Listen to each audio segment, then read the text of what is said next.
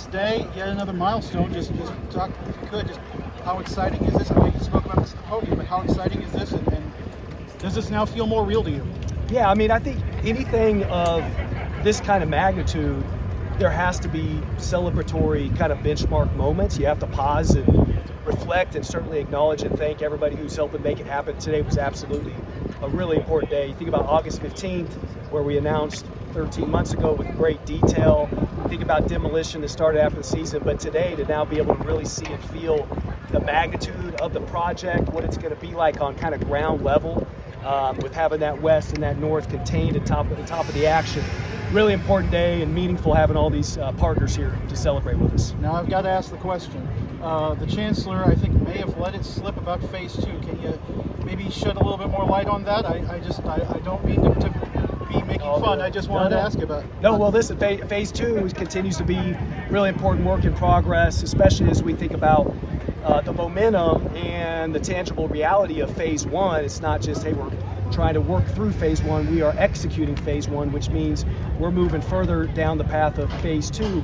A couple components of that, got to have the right kind of developer partner, right? That's something we're right on the doorstep of having the developer partners that can help bring to life not only the new east side and a south, but also hotel, potentially residence hall, potentially other components of the gateway development. So when we have those kinds of details announced, and then obviously, of course, some more refinement around the funding plan, we'll be as anxious as anybody to announce details of Phase 2. You talked about the benchmarks and celebrating those. Is signing the beam customary, or was that a KU thing, or do you know where that came from? I think it has some degree of a common theme to it, but what was really neat, I think, here was the entire football team signed it. They came off the practice field. Every one of those guys that put blood, sweat, and tears into helping build this thing signed that beam. We had the entire athletic staff have an opportunity to come down and sign this morning. The construction team signed the backside that you couldn't see. So I think it's really reflective of just the sheer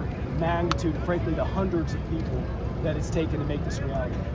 Devin Neal and Jeremy Robinson, two players who aren't going to get a chance to play here, but They talked about, especially Devin, leaving this place better than he found it. Yeah.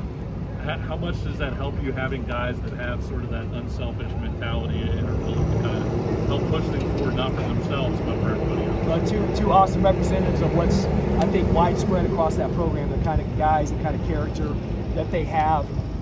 Devin turned to me during the program. He said, I can't believe I'm not going to be able to play in this thing. I said, but Devin, you built it, right?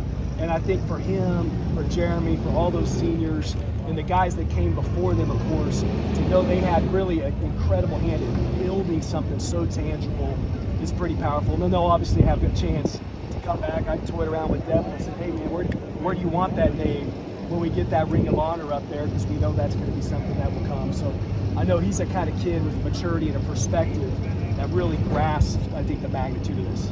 He didn't pick. We wouldn't really take that stuff. West Virginia. West Virginia. You mentioned fundraising. How are things going on that? Really well.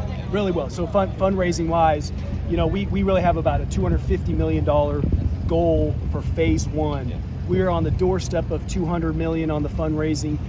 We've got multiple, really robust, exciting conversations that frankly they take time, especially when we're talking about the magnitude of the kinds of gifts we're in discussion around. So when we think about finishing out the fundraising goal of Phase 1, then we think about creating the right kind of momentums and bridge to Phase 2 and the goals that will be associated with Phase 2.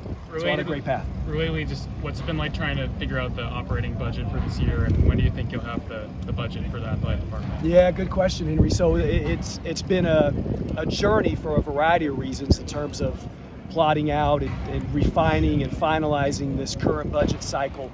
We certainly had some evolution in Big 12 distributions that we've had to work through.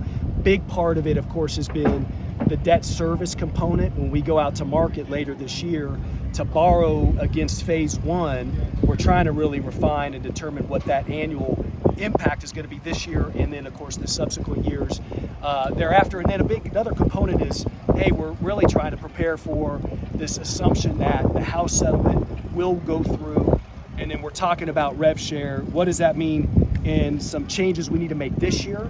What does that mean certainly as we then look out to FY26 and beyond? So still work to do in that front, and I don't know. We're a number of weeks away from being real pinpointed and detailed. Our coaches in our department is operating well. They're not running into barriers with continuing to move down the path. Is there any point where you felt afraid maybe you guys behind schedule a little bit? From a construction perspective? Yeah. I mean, no, not really. I mean, it's like anything. You can't live with fear of something difficult happening. You're going to have budget hurdles to get over. We've worked through those really well, and from the jump, this project team, Turner and all the subs have demonstrated that when they say they're going to find their way to get it done, they're showing that through the 7 days a week work ethic and commitment to the project. So never really any real concerns about that. I mean, I think in 8 months, then you're talking about the finishing touches and what has to be all the way down to the wire for August of 25. You've ground listed a lot of numbers, amount of steel hours, things Yeah. like that.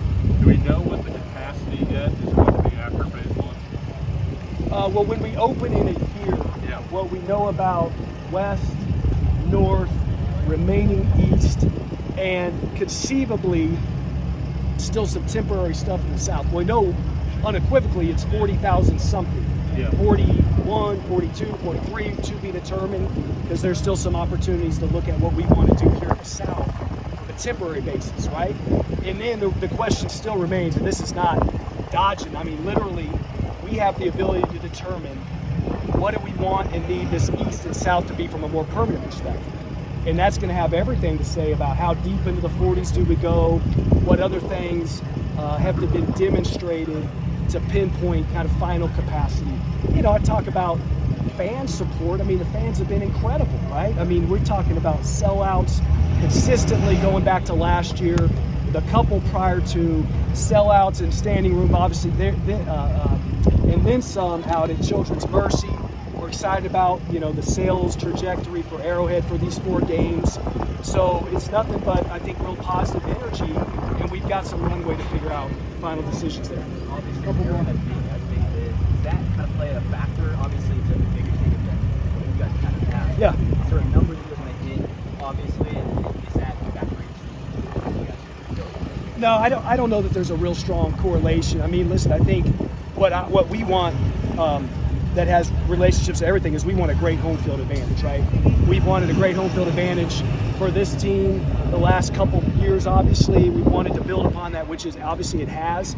We've wanted a great home field in the very low 20s out of Children's Mercy, certainly great home environments. Those 2 games, we want a great home field atmosphere at Arrowhead. We want that to be a competitive advantage for the young men. And then, not to say we couldn't take learnings from that to help inform us in East Side and South Side, but it's certainly more than just a 4-game stretch or what happens at Arrowhead that will inform on how we map that out. One more? Anyone has any? What does it mean to you to have students back on campus and be able to come by and take photos and see all the progress that's going on? Yeah, I mean, I think it's been cool twofold for students to literally be here and they're seeing it, right? They now have a much stronger connection to why are we doing this? Why are we making this commitment? Why are they sacrificing this fall, right? And then we know they've had a great experience the first 2 games at the CMP. We know they're going to have a great experience at Arrowhead. And for those that return as, seniors, juniors on down next year, to open this thing up together is going to be a once-in-a-generation opportunity. And from the young alums, those that graduated in the last 2 years will graduate this year, they get to come back and be part of this as alumni. And again, that's generational. No other alumni base or segment has been able to experience opening something for the first time. So we feel the support and the energy from the students, undoubtedly.